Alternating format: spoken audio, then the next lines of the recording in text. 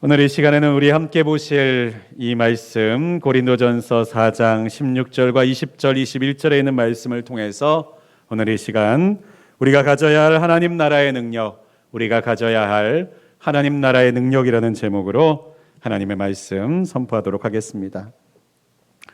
12월은 성탄을 준비하는, 그리고 성탄절이 있는 달이죠.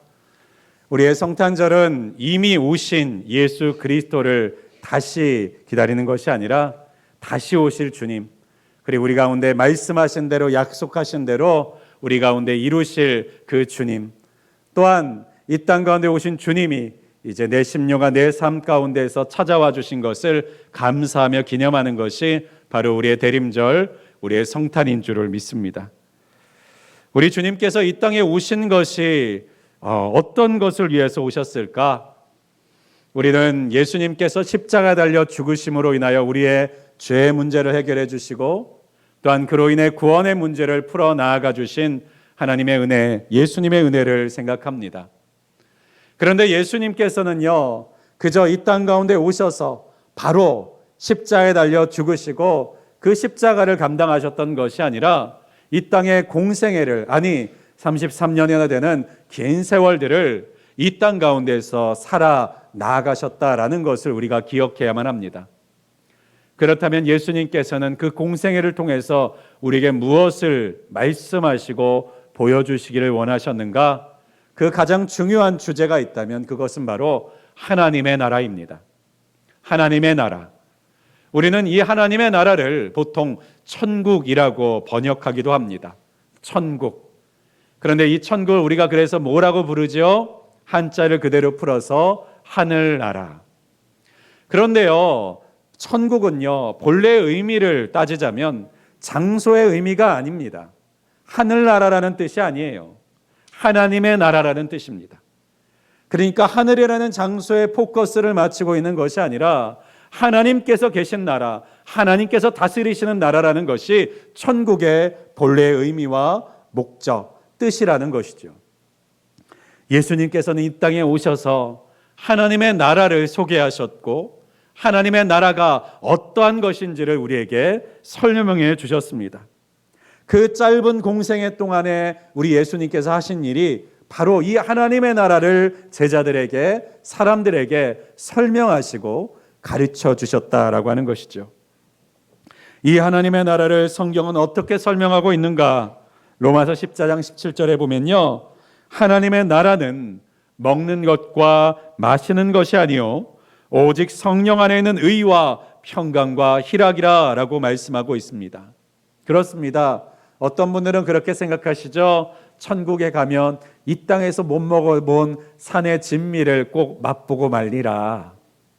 그런데 천국은요, 먹는 것과 마시는 것이 아니라 의와 진리와 평강으로 가득한 곳이 바로 이 천국이라고 말씀하고 계시는 거예요. 또한 이 천국은 그저 우리가 죽고 나면 만나게 되는 어떠한 장소가 아니라 성경은 또한 우리에게 이렇게 말씀합니다. 누가복음에요, 하나님의 나라는 너희 안에 있느니라.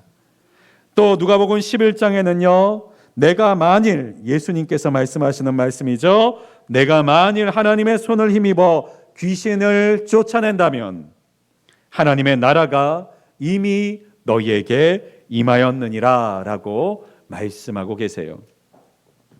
그렇습니다. 이 하나님의 나라는요, 그저 우리가 죽으면 가는 어떠한 장소로서 말씀하고 계시는 것이 아니라 하나님께서 역사하시고 하나님의 권능으로 가득 차져 있는 그 곳이 우리가 누리게 될 하나님의 나라라고 말씀하고 계시는 거예요. 그러니까요, 이 하나님의 나라는 우리가 그저 소망만 할 것이 아니라 이 땅 가운데서도 하나님께서 누리게 하신 바로 그 하나님의 뜻이 있다라고 하는 것입니다. 우리가 이 땅 가운데서 하나님의 나라를 누릴 때에 우리는 의와 평강과 희락을 경험하게 될 것입니다. 이 땅 가운데서 우리가 하나님의 나라를 누리게 될 때에 하나님이 주신 사명을 따라서 우리는 복음을 전파하며 죽어가는 생명들을 살려내고 악한 영들을 내어 쫓는 그 제자들의 역사를 재현하는 인생을 살게 될 것입니다. 하나님의 나라가 우리 안에 있는 것을 경험하며 고백하며 살게 될 것입니다. 그런데 이 하나님의 나라를 또한 예수님께서는요, 얼마나 들어가기 어려운지에 대해서 또한 말씀하세요. 마가복음 10장에 있는 말씀에 보니까요, 예수께서 다시 대답하여 이르시되 얘들아, 제자들에게 하시는 말씀입니다. 하나님의 나라가 들어가기가 얼마나 어려운지라고 말씀하세요. 그리고 그 어려움 때문에요, 때로는 데살로니가 후서 1장에는 말씀해 보면요, 하나님의 나라에 합당한 자로 여김받게 하려 하여 그 나라를 위하여 너희가 또한 고난을 받느니라 라고 말씀하고 계셔요. 그러니까 하나님의 나라는요, 그냥 내가 가만히만 있으면 마치 감나무에서 감 떨어지듯이 어느 날 갑자기 내가 하나님의 나라에 척하고 있는 것이 아니라 그 하나님의 나라를 우리가 소유하고 누릴 수 있도록 하나님은 지금도 우리를 만들어 가시고 우리를 빚어 가시고 때로는 고난이라는 이름의 훈련을 통해서 우리를 그 나라에 합당한 사람으로 만들어 나아가시고 계시다는 사실을 우리가 기억해야 하는 줄을 믿습니다. 그렇습니다. 하나님의 나라는요, 하나님께서 그 나라에 필요한 능력으로 우리를 갖추어 나아가게 하신다라고 하는 것입니다. 그것을 누릴 수 있도록, 그것을 소유해 갈 수 있도록요. 그렇다면 하나님의 나라를 살아가게 하는 능력, 하나님의 나라를 소유하게 하는 능력은 도대체 무엇일까? 여러분, 능력이라는 말의 정의가 무엇입니까? 무엇을 감당할 수 있는 힘을 의미합니다. 무언가를 만들어낼 수 있는 힘을 바로 우리가 능력이라고 부릅니다.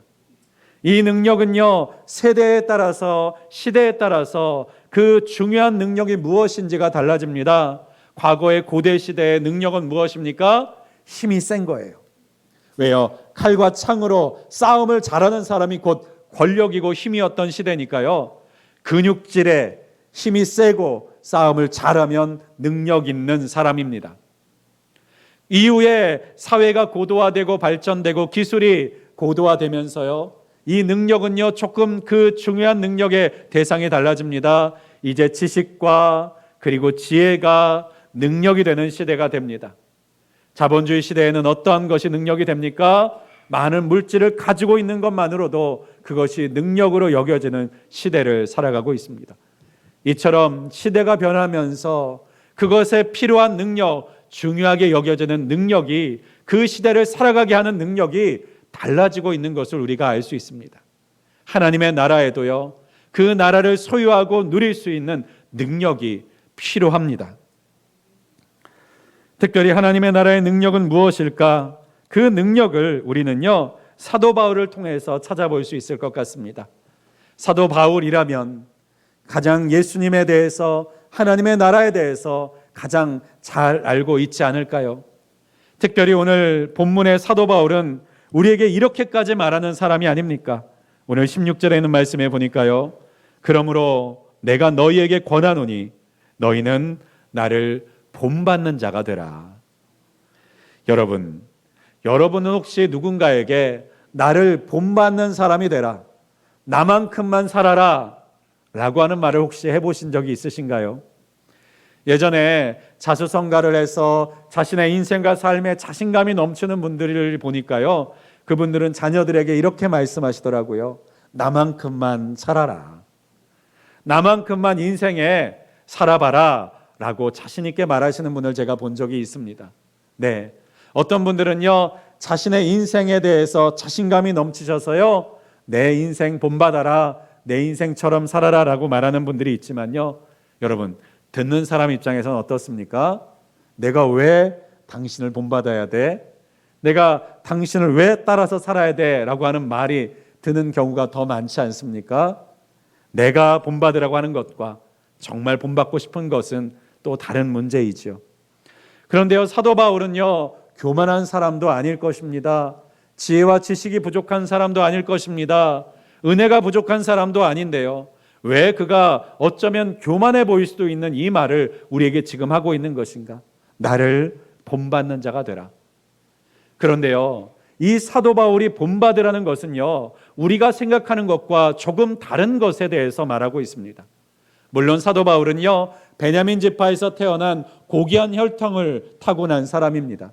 또 당시의 최고의 세계적 석학이었던 가말리엘의 문화생으로 그 제자로 공부했던 사람이기도 하죠.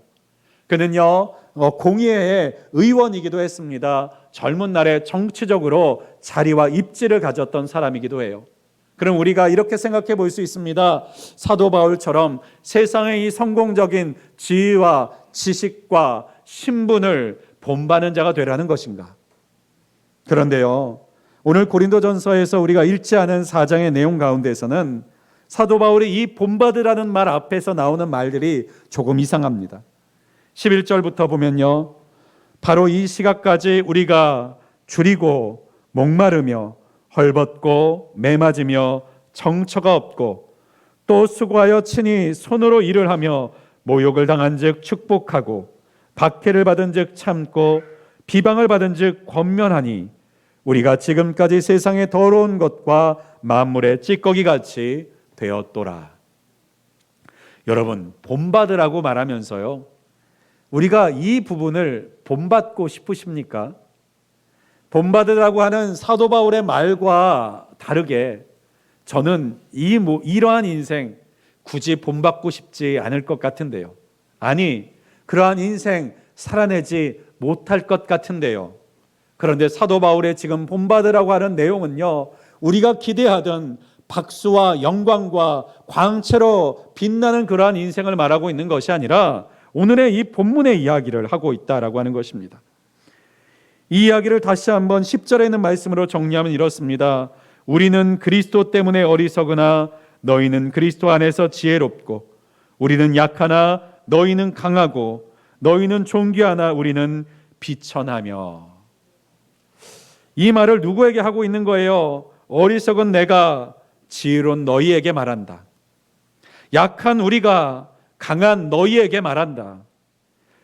그리고 존귀한 너희에게 비천한 우리가 말한다라고 말하고 있는 거예요. 여러분, 세상에 이런 것이 있습니까? 지혜로운 사람에게, 강한 사람에게, 존귀한 사람에게, 비천한 사람이, 약한 사람이, 어리석은 사람이 나를 본받아라 라고 말하는 것을 보신 적이 있으신가요? 도대체 사도 바울은 우리에게 무엇을 본받으라고 말하고 있는 것인가? 우리가 그것을 오늘 이 말씀을 통해서 다시 한번 사도 바울의 고백들을 통해서 우리가 다시 한번 확인해 볼 수 있기를 간절히 소망합니다.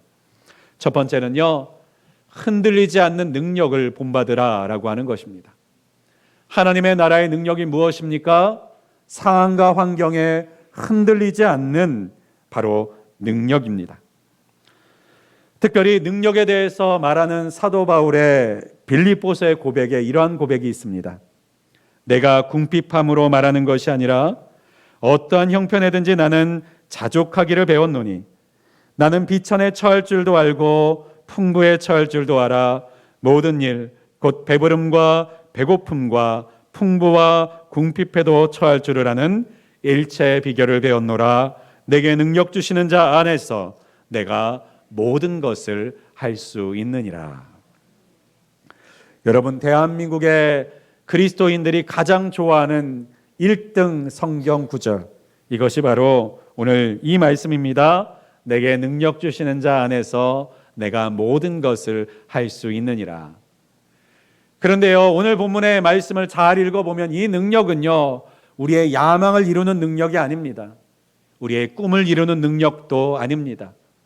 우리가 세상 가운데서 부유하게 살기 위한 능력도 아닙니다. 그러면 그 능력은 무슨 능력입니까? 바로 자족하는 능력, 어떠한 형편에서든지 자족하는 능력이라고 사도 바울은 분명히 밝히고 있습니다. 이 자족하는 능력이 무엇입니까? 환경에 흔들리지 않고 환경에 요동하지 않는 능력이에요. 비천에도 풍부에도, 배부름에도 배고픔에도, 풍부에도 궁핍에도 흔들리지 않는 능력, 그것이 바로 사도 바울이 말하는 바로 능력, 하나님의 나라의 능력이라고 말하고 있는 것입니다. 여러분, 우리가 평안하고 부족함이 없을 때는요, 다 착한 사람 같습니다. 어려움이 없고 궁핍함이 없을 때는요, 다 여유가 있는 사람 같고, 그리고 인격적으로도 성품적으로도 모난 것이 없는 사람인 것 같습니다. 그런데요, 예전에 그러한 이야기가 있습니다.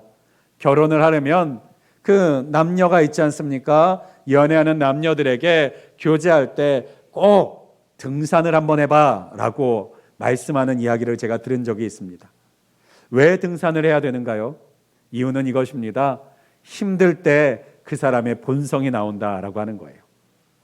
산을 오르는 등산 가운데서 숨을 헐떡이고 몸이 힘들고 그리고 몸의 체력이 버거울 때, 자신을 포장할 수 있는 능력, 자신을 감출 수 있는 능력이 떨어져 있는 그때에 그 사람의 원래의 성품과 그 사람 가운데 가라앉아 있는 그 사람의 원래의 성격이 나오고 그리고 볼 수 있다라고 해서요, 등산을 가라고 합니다. 그렇습니다. 우리가요, 스트레스로 가득 차 있을 때, 어려움과 걱정으로 가득 차 있을 때요, 우리는요, 우리 안에 잠겨져 있는, 우리 안에 가라앉아 있는 그러한 우리의 본성과 죄성이 드러나게 되는 경우가 많이 있다라고 하는 거예요. 흔들리지 않는 사람 같으나 흔들림을 경험하게 된다는 것입니다. 그래서 예전에 어떤 목사님이 비유로 이 이야기를 해주신 적이 있어서 제가 아직까지도 기억하고 있습니다. 우리의 심령은요, 마치 오물로 가득한 통과 같다라고 하는 거예요. 그런데요, 이 오물로 가득한 통이요, 그냥 가만히 내버려 두면요, 그 물 가운데 떠 있던 오물들이요, 그 바닥으로 가라앉게 되는 것입니다. 그럼 위에서 얼핏 바라볼 때는요, 그 통 속에 담겨져 있는 물은요, 맑고 깨끗한 물인 것 같습니다. 그런데요, 만약에 그 통을요, 지나간 사람들이 건들거나 아니면 옮기기 위해서 치거나 흔들리게 되면 어떻게 됩니까? 그 가라앉아 있었던 오물들이요, 위로 푸 하고 올라오게 되면서 그 통 속에 얼마나 더러운 것들이 담겨져 있는지가 있는 그대로 눈에 보이고 나타나게 된다라고 하는 것입니다. 우리도 어려움이 생길 때, 힘들고 벅찬 일들을 만나게 될 때요, 우리 안에서 해결되지 않았던 가라앉아 있는 우리의 상처들과 쓴 뿌리들과 우리가 눌러놓고 있는 죄성과 죄의 습관들이 언제든지 이 오물과 같이 일어날 수 있는 것이 바로 우리의 심령, 우리의 마음과 우리의 삶이라고 하는 것입니다. 그런데 하나님의 능력이 무엇입니까? 흔들리지 아니하게 하시는 능력이라는 거예요. 상황과 환경이 우리를 흔들지 않게 하시는 하나님의 능력, 그것이 바로 하나님이 우리에게 주시고자 하시는 능력, 예수 그리스도 안에서 누리게 하시고자 하는 능력이라는 사실을 기억하실 수 있기를 바랍니다. 그러면 우리가 무엇이 간데 흔들리지 않을 수 있을까요? 여러분, 큰 배가요, 그 바다 위에 떠 있는데요, 이리저리 휩쓸려 나지 않는 이유가 무엇입니까? 무거운 닻을 그 바닥 가운데, 그 물밑 바닥 가운데 내려놓을 때예요, 물 위에 아무것도 의지할 것 없이 떠 있는 그 배가 이리저리 요동치지 않고 그 자리에 떠 있을 수 있는 것인 줄을 아시는 줄을 압니다. 바로 우리가 상황과 환경 가운데 흔들리지 않는 하나님의 능력의 비결이 무엇입니까? 예수님께서 우리의 닻이 되어주셔서, 우리의 중심이 되어주셔서 우리를 흔들리거나 요동하지 아니하고 이리저리 흔들려 다니지 않도록 그 중심을 잡아주시는 것, 그것이 바로 하나님의 나라의 능력, 우리에게 주시고자 하는 하나님의 권능이라는 사실을 꼭 믿으실 수 있기를 간절히 소망합니다. 예수님이 탓되어 주시는 인생, 예수님의 무게로 인하여서 흔들리지 않는 인생, 이것이 우리의 능력이 되실 수 있기를 주님의 이름으로 간절히 축복합니다. 또 하나, 하나님의 나라의 능력은 무엇입니까? 낮아짐을 두려워하지 않는 능력입니다. 여러분, 세상을 살다 보면요, 우리가 원치 않지만 마치 물속을 빠져드는 것 같은 어려움과 고난을 경험할 때가 있습니다. 또한 힘들고 벅찬 일들을 감당해야만 할 때도 있습니다.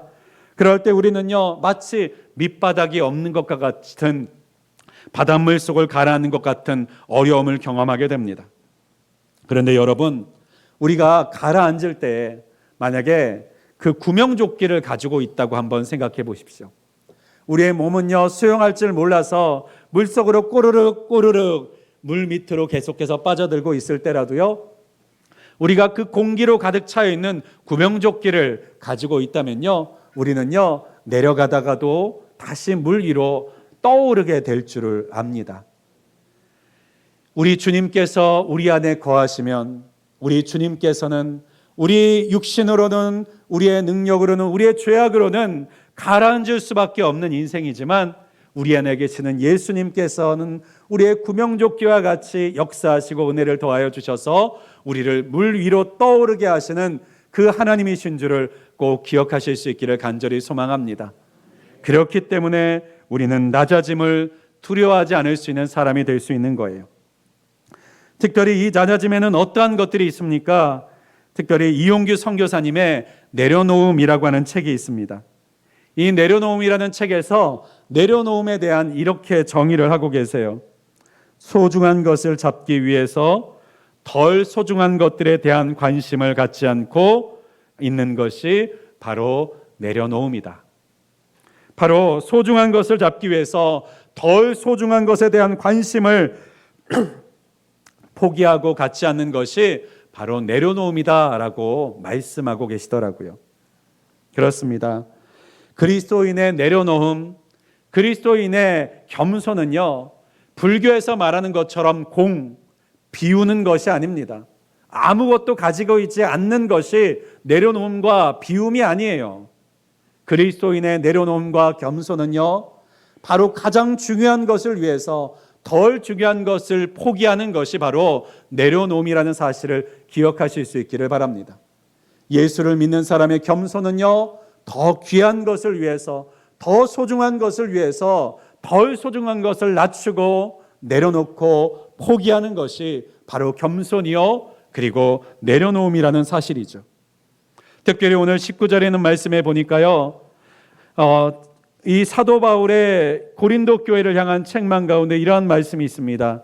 주께서 허락하시면 내가 너희에게 속히 나아가서 교만한 자들의 말이 아니라 오직 그 능력을 알아보겠으니. 이 말이 무슨 말입니까? 너희들이 말이 그토록 많은데, 너희가 하나님의 사람이라고, 하나님의 나라를 소유한 사람이라고, 하나님의 종이라고, 하나님의 백성이라고 말들이 많은데, 내가 너희에게 가서 너희의 말이 아니라 너희 속에 진정으로 담겨져 있는 능력을 확인해 보겠다라고 말하고 있는 거예요. 여러분, 어떠한 사람이 말이 많습니까? 여러분, 능력이 많고 힘이 많고 가진 것이 충분한 사람은요, 말이 많지 않습니다. 왜 말이 많지 않은가요? 말하지 않아도 되기 때문입니다. 말하지 않아도 내가 어떠한 사람인지를 다른 사람들이 오히려 증명해 주고, 내가 증명하지 않아도 그 사람과 함께 있어 보면, 그 사람과 함께 살아보면 그 사람의 진가가 있는 그대로 드러나고 경험되기 때문에요. 충분히 풍요로운 사람, 그 사람의 가득한 것이 있는 사람은요, 말이 필요가 없는 것입니다. 그런데요, 누가 말을 많이 합니까? 자기 자신에게 불안한 사람이 말이 많아요. 내 자신이 말하지 않으면, 증명하지 않으면, 설명하지 않으면, 그리고 알려주지 않으면 내가 괜찮은 사람이라는 것을 알지 못할까 봐, 내가 인정받고 가치 있는 사람이라는 것을 사람들이 몰라줄까 봐 두려움과 염려하는 마음 때문에요, 계속해서 자신의 자랑을 말하고 자신의 유명한 것을 말하고 자신이 사람들에게 말할 만한, 그 사람들이 부러워할 만한 것들을 자꾸 제시하는 거예요. 더 나아가다 보면 어떻게 됩니까? 나의 부족한 것은 감추고 속이려고 하고, 나의 가지고 있는 것들은 포장하고 부풀려서 말하게 되는 허황된 말들까지도 나아가게 되는 것이 아니겠습니까? 그래서 그럴까요? 우리나라에서는 이러한 속담이 있죠. 빈수레가 요란하다. 빈수레가 요란하다. 그러나 하나님의 사람은 침묵할 때가 더 많습니다. 예수님께서도 본디오 빌라도 앞에서 자신을 십자가에 달려 죽이려고 하는 유대의 지도자들 앞에서 침묵하시지 않았습니까? 성경에 보면 우리 주님께서는 하나님의 나라에 대한 소식을 전할 때에는 너무나도 말씀을 많이 하시고 잘하시지만요, 자신을 변호하고 자신을 지키고 자신을 증명하기 위한 말에 대해서는요, 말을 아끼시고 침묵하시는 모습들을 우리는 너무나도 많이 봅니다. 예수 그리스도를 믿는 사람들도 마찬가지입니다. 신앙의 깊은 자리에 거하시는 분들, 하나님 안에서 요동하지 않는 분들을 보면요, 공통점이 있습니다. 말이 많지 않다는 거예요. 말보다는 행동을 하시는 분들이 더 많다라고 하는 것입니다. 왜 그렇습니까? 말하지 않아도 우리 주님이 인정해 주신다고 믿기 때문입니다. 내가 말하지 않아도 내가 낮아지는 것이 아니라, 내가 가라앉는 것이 아니라 내 안에 계시는 하나님만 계시면 내가 말로 입증하고 설명하지 않아도 나를 세우실 것이다, 나를 인정하실 것이다, 나의 얼굴을 들어 하나님의 영광을 보게 하실 것이다 라고 하는 확신이 있기 때문에, 내가 허우적대면서 그 물 위로 떠오르려고 애쓰는 인생이 아니라 내 안에 계시는 예수 그리스도로 인하여서 떠오르는 인생을 살아가는 것을 살아가는 분들이기 때문인 줄을 압니다. 그렇습니다. 우리가 왜 우리를 증명하려고 합니까? 요즘 SNS라든지 또한 여러 가지 매체들을 통해서 나 자신이 얼마나 잘 살고 있는지를 드러내고 싶은 분들이 얼마나 많은지 모르겠습니다. 그래서 인스타그램이든 페이스북이든 X를 보면요, 그 속을 통해서 우리가 볼 때마다 세상의 사람들은요, 다 잘 사는 것 같습니다. 그런데요, 안을 들여다보면 어떻습니까? 화려한 그 SNS 뒤에 그들의 슬픔과 그리고 낮아진 자존감과 인생과 삶의 불행과 걱정과 염려들로 가득 차서 그들이 진정으로 행복하지 못한 모습들을 우리는 많이 발견하고 있지 않습니까? 내가 물 위로 떠오르려고 허우적대는 인생의 그 모습의 결과물들이 아닙니까? 사랑하는 여러분, 우리는 주님 하나님의 나라의 능력을 통해서 낮아짐을 두려워하지 않는 하나님의 나라의 능력, 예수의 능력을 가진 사람들이 되실 수 있기를 주님의 이름으로 간절히 축원드립니다. 말씀을 정리하고자 합니다. 하나님께서 우리로 하여금 흔들리지 않게 하시고 그리고 가라앉게 하지 않게 하시는 그 하나님인 것을 우리가 날마다 믿고 기대하면서 사는데요, 특별히 그 능력을 가진 사람, 하나님의 나라의 큰 자가 누구인지에 대해서 예수님은 우리에게 귀중한 힌트를 하나 주셨습니다. 마태복음 18장 4절에 있는 말씀에 보면 이와 같은 말씀을 예수님이 하십니다. 누구든지 이 어린아이와 같이 자기를 낮추는 사람이 천국에서 큰 자니라. 어떤 분들은 이 말씀을 통해서요, 내가 겸손하고 낮아지면 하나님께서 높여주신다라고 하는 겸손에 대한 이야기로 해석하시는 분들이 많이 있습니다. 저도 옛날엔 그렇게 생각했습니다. 그런데 이 결혼을 하고 나서 아이들을 볼 때 보니까요, 이러한 통찰을 주셨어요. 어떠한 이야기냐? 요즘 어린아이들은요, 왕처럼 지내지 않습니까? 요즘 아이들은요, 할아버지도 없고 아빠도 없고 집안에서 자기가 최고인 줄 압니다. 그러다 보니까요, 가장 좋은 것도 내가 먹고 가장 좋은 자리도 내가 차지해야 된다고 생각하면서 살죠. 그런데 과거의 어린아이들은 그렇지 않았습니다. 가까운 여러분, 나이가 드신 분들의 어린 시절만 생각해도요, 여러분 집안에서 누가 제일 좋은 것을 먹었습니까? 나이가 제일 많은 분이 좋은 것을 먹었어요. 네, 나이 순대로 먹었습니다. 지금도 아프리카 같은 부족들이 사는 곳을 가보면요, 그곳에서는요, 가장 그 부족에서 나이가 제일 많고 늙은 분이 가장 먼저 먹습니다. 그 가난한 동네에서요. 그리고 누가 가장 마지막에 먹습니까? 어린아이들이 가장 마지막에 먹습니다. 그러한 곳에서 자라난 아이들의 마음 가운데는 어떤 것이 있을까요? 나는 아직 가치가 부족한 사람이야. 나는 아직 능력이 부족한 사람이야. 나는 아직 이 사람들, 이 분들 앞에서 내가 자랑할 만한 것이, 그들에게 증명할 것이 없는 사람이야 라고 하는 생각을 가지고 자라가는 아이들이겠죠. 그래서 그럴까요? 어린 시절에 그런 아이들 봤죠? 아이들이 싸우면 무엇을 자랑합니까? 내 주먹을 자랑합니까? 아니면 내가 가진 것을 자랑합니까? 어렸을 때 생각해 보세요. 싸움이 나면 누구를 자랑합니까? 내 형을 자랑합니다. 내 삼촌을 자랑합니다. 내 부모님을 자랑합니다. 내 부모님이 어떤 사람인 줄 알아? 내 형이 어떤 형인 줄 알아? 내 삼촌이 어떤 삼촌인 줄 알아? 라고 자랑합니다. 왜 그렇게 자랑하는가요? 내가 약한 걸 알기 때문입니다. 내가 부족한 것을 알기 때문이에요. 여러분, 그러면 이 말씀을 다시 한번 보십시오. 어린아이같이 자기를 낮추는 사람이 천국에서 큰 자니라. 누가 천국에서 큰 자입니까? 나를 자랑하는 자가 아니라 내 뒤에 계신 분을 자랑하는 사람이 큰 자라는 것입니다. 나의 힘을 자랑하는 사람이 아니라 나를 이 자리까지 인도해 주신 분이 누구신지를 자랑하는 자가 큰 자라는 것입니다. 그래서 그럴까요? 사도 바울도 갈라디아서 6장 14절에 이렇게 고백합니다. 그러나 내게는 우리 주 예수 그리스도의 십자가 외에 결코 자랑할 것이 없으니. 여러분, 우리가 가진 것으로 자랑하는 자가 어찌 하나님의 나라를 소유하며 하나님의 나라를 누리겠습니까? 하나님의 나라의 큰 자는 내가 가진 능력이 큰 자가 아니라 나의 능력과는 비교할 수 없는 하나님을 가진 사람, 십자가의 자랑이 있는 사람, 예수 그리스도의 은혜가 있는 사람이 하나님의 나라에서 가장 큰 자라는 사실을 믿으실 수 있기를 주님의 이름으로 축복합니다. 그 주님의 능력 안에서 우리는 환경과 상황에 흔들리지 않는 자가 될 것입니다. 그 하나님의 능력 안에서 우리는 낮아지고 마귀와 사단이 우리를 공격하며 핍박함으로 인하여서 우리를 좌절하게 하고 절망하게 하고 저 바닥끝까지 낮추는 것 같은 인생을 경험하게 될지라도 우리는 떠오르게 될 것을 믿으실 수 있기를 간절히 소망합니다. 어떠한 때예요? 우리 안에 예수가 계실 때, 우리 안에 예수가 우리의 닻이 되어주시고 우리의 구명의 조끼가 되어주실 때 우리는 하나님의 능력을 소유한 자로 살아가게 될 줄을 꼭 믿으실 수 있기를 바랍니다.